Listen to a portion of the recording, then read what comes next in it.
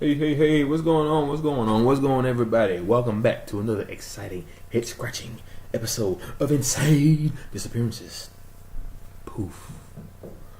One of the craziest things you could ever know to happen. And that would be someone vanishing without a trace.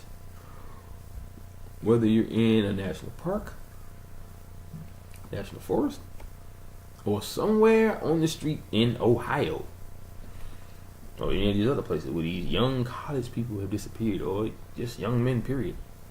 Got all this talk about, the smiley face killers, which is just a distraction for what's really happening. Trust me, it's not killers with smiley faces for a tag. It's all a cover, okay? And what it's covering, I don't think you're ready for. I really don't, because the truth can be very, very surprising. I'm telling you, I know. It surprised me a lot. But tonight, I'm gonna be talking about a guy. He's about 29 years old. He disappeared.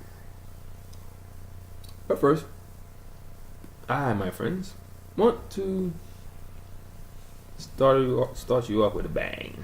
With some inspirational words, maybe. We'll see. What could be a good one for you guys? Yeah?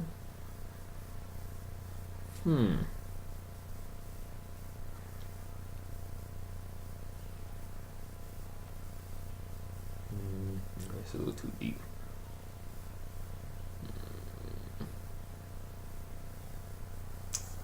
Let's see.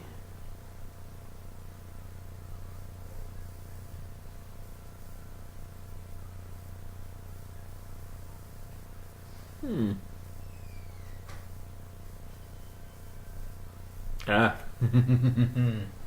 Okay. I got one for you. This one is actually about meditation. Now, first off, I'm pretty sure everybody knows about all the different hand symbols for meditation and all that stuff. The chants like Namyo Renge-kyo and all that stuff. I understand, culture wise, that's what they do. But I can guarantee you there is a better way. And it's more, for me, it's more accurate. It really does help. But here is what I wrote.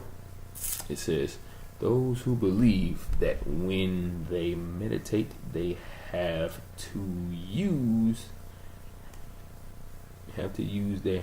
use hand symbols, rosary beads, and chants. They're wrong. All you need to do is just clear your mind with your eyes open and then focus on the center of your chest. Once you feel like your body is buzzing, you will have tapped into your inner being. So I did that. And it's all due to me basically clearing my mind. That's all it took. You just have to clear your mind and let everything happen the way it's supposed to happen. Now, I know a lot of people have trouble clearing their mind. I did too, because get these random thoughts that just rush into your head, just like out of the blue. You don't be thinking about nothing, all of a sudden, bam, you're thinking about something. But all you have to do is just focus and practice on keeping your mind clear for a long, extended period of time, or as long as you can. And then after a while, you'll be able to control your own thoughts as far as keeping them from just rushing into your head just like that. You keep your mind clear. You allow yourself and your mind to open up to a very high consciousness, to where everything just seems clear. Okay? It's very, very simple. I love it. Very, very refreshing. And you feel different. Your perception on reality changes. It's some very amazing stuff. Yeah. So, but yeah, let's get started on this. Okay. This one is a story that was taken over by Dateline about a missing Easton man. Now, about a month and a half has gone by since 29-year-old husband and father Tyler Davis went missing from the Easton Town Center area. Now, Dateline NBC called up with Tyler's wife. Her name is Brittany.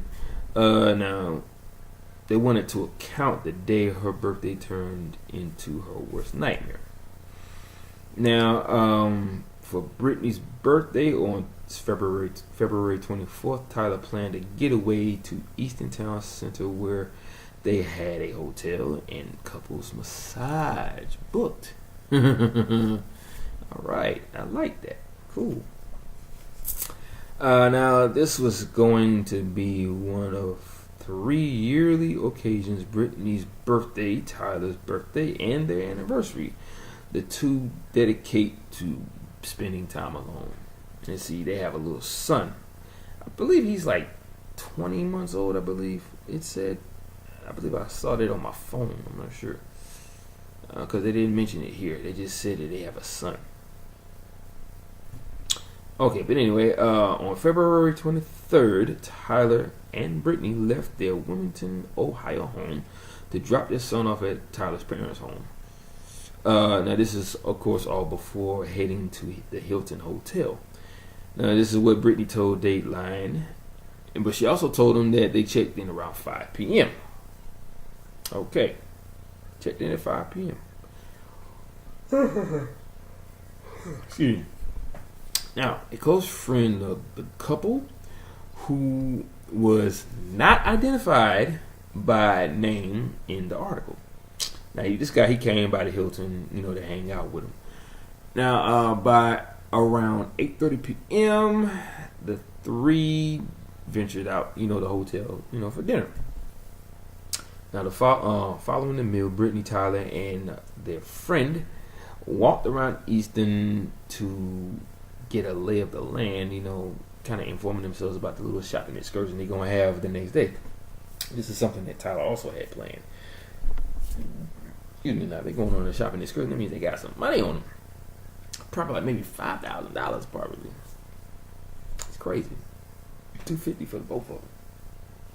Just saying. Anyway, okay, let's see what we got here.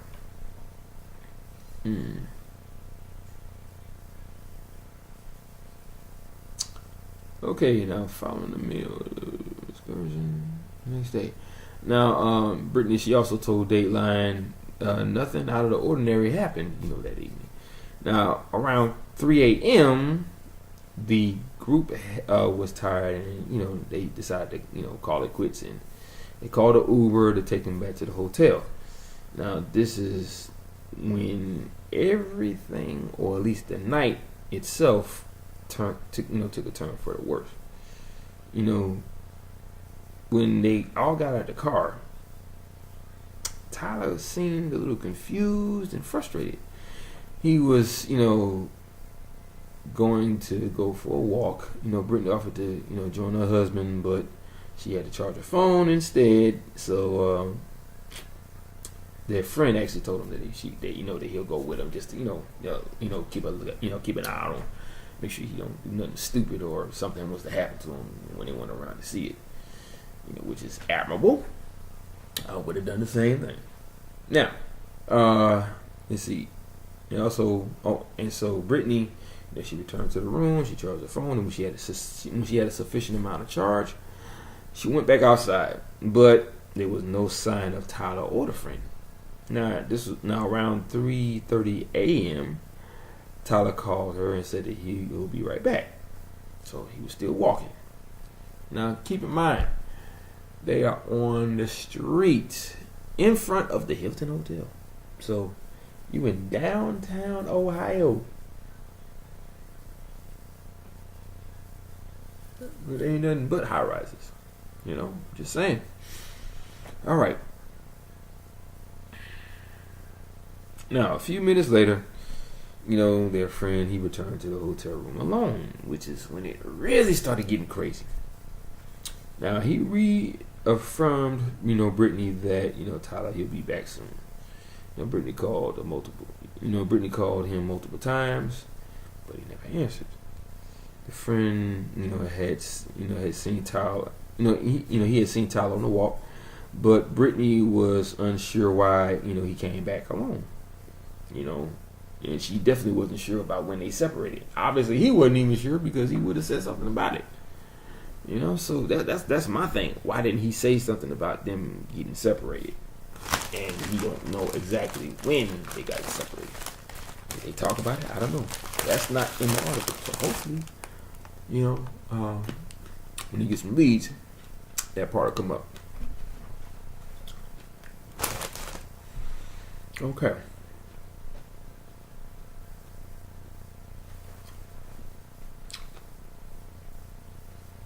Now, about an hour after Tyler, left to go for a walk, around 4:10, he called Brittany. He said that he was in the woods and that he could see the hotel from where he was.